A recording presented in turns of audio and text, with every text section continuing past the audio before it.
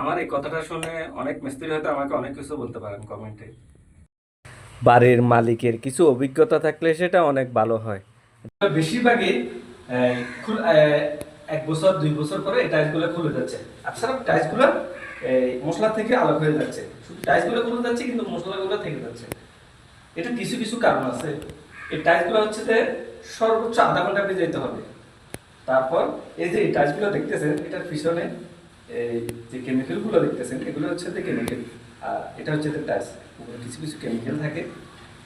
এটা হচ্ছে যে আধা ঘন্টা ভিজানোর পরে এই যে সিমেন্টের পান্না বা বলে যে কেউ বলে ঘোলা, কেউ এভাবে দিতে হবে, দিয়ে মশলা দিয়ে লাগাইলে এটা প্রায় অনেক বছর যাবে।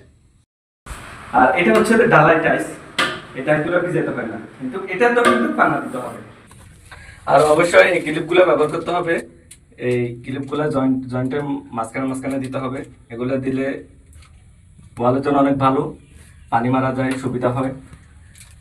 আর আরেকটি গুরুত্বপূর্ণ কথা হচ্ছে যে আমার এই কথাটা শুনে অনেক মিস্ত্রি হয়তো আমাকে অনেক কিছু বলতে পারেন কমেন্টে।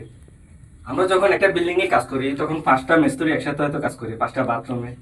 তখন আমাদের একটা টার্গেট থাকে কি, যে কার আগে কে বাথরুমটা ক্লিয়ার করব। ওইখানে যে সমস্যাটা হয়, যে এই টাইলসগুলো আমরা তখন যে ভিজাই সর্বোচ্চ 2 মিনিট 5 মিনিট পরে হেল্পারে নিয়ে এসে আমরা লাগাই ফেলি। এই ফলে যেটা হয়, এই টাইলসগুলো আমরা অনেক সময় এই যখন 5টা মিস্ত্রি একসাথে কাজ করেছি, কার আগে কে বাথরুমটা শেষ করবে, তখন আমরা কি করি, দেওয়ালে একটু করে পানি মেরে টাইলসগুলো লাগাই দিই। এই সবচেয়ে বড় সমস্যাটা হচ্ছে যে ওখান থেকেই যে টাইলসগুলো আমরা অল্প সর্বোচ্চ 5 মিনিট 2 মিনিট ভিজে লাগাই ফেললাম। এরপর কি হয়, এই টাইলসগুলা 5 বছর বা 2 বছর 1 বছর পরে টাইলসগুলা দেওয়ালে আচ্ছাড়া, এই টাইলসগুলা কি ঠাস ঠাস ঠাস করে আওয়াজ করে আচ্ছাড়া খুলে পড়ে যায়। কিন্তু বাড়ির মালিকের কিছু অভিজ্ঞতা থাকলে সেটা অনেক ভালো হয়। যারা এই কাজের সম্পর্কে কিছু ধারণা আছে তারা কমেন্টে মতামত জানাবেন।